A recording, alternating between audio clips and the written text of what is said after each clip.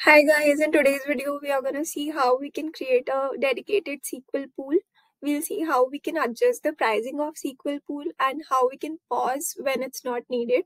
We'll try to upload a parquet file in Synapse Workspace and then we'll see how we can transfer the data from parquet to a SQL pool table using SQL script.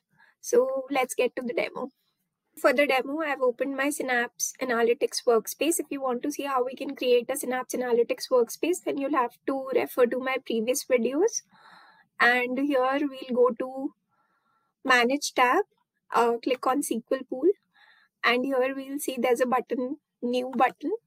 I'll click on the New button, and we can give our SQL Pool a name. And then the performance actually decides the price. So since it's just demo, I'll keep the price to minimum. This is the minimum they'll charge you. And click on review and create.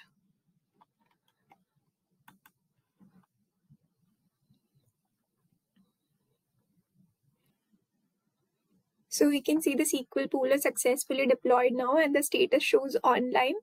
And since it's a dedicated pool, it will start charging you by the pricing we've seen. So in case you feel that you're not using your SQL pool, it's a good idea to pause it so that you'll not be charged anymore. So how do we pause it? We'll just hover over this, and do you see this option? It says pause. So whenever you're not using your SQL pool, better to come here and pause that so you don't get charged. A parquet file in Synapse Workspace. We'll go to the data section, and here we already have a storage account which is linked to the workspace. We can upload a file here. I'll click on upload, browse the file. So I have a file in my downloads and then upload. So I'm uploading the file which Azure provided us as a sample file. I'll be pinning down the link so that you guys can do the same exercise using this file.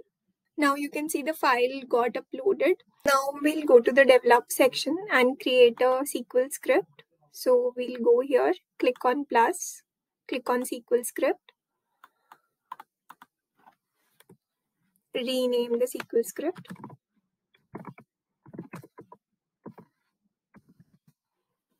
Create table NYC. And I'm copying this query which is given here as is.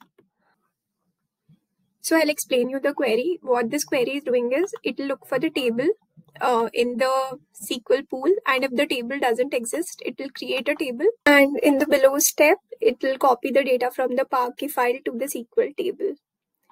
Also in the connect tab, we should be connecting to the SQL pool which we created. So you can see here in dedicated section, we have the option to connect to the SQL pool which we just created. Also, if you look at the code here in the copy code, you can see the URL is something else, but we need the data to be picked up from our parquet file, which is stored in our data lake.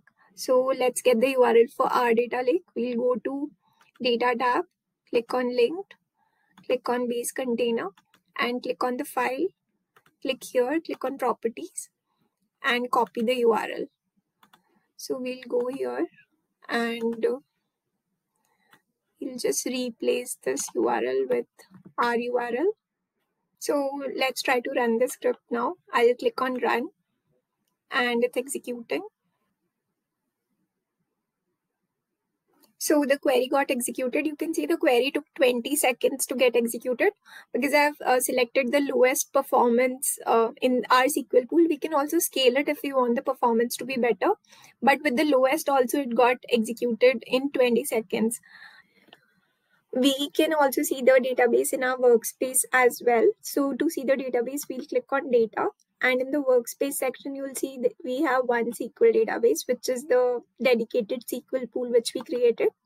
And in the table section, if you expand it, you'll see this table. This is the table which we just created.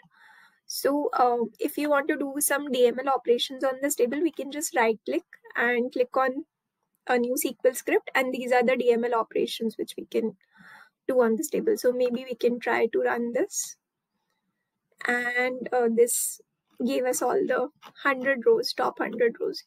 You can edit the query as per your requirement. Also, to analyze the data, you can write any sort of aggregate functions and then group the data. For example, I can take an example for this query and query the table, connect to SQL pool demo and run.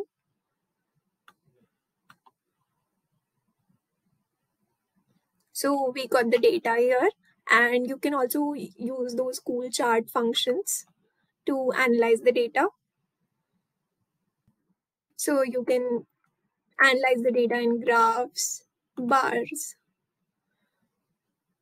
or even pie charts.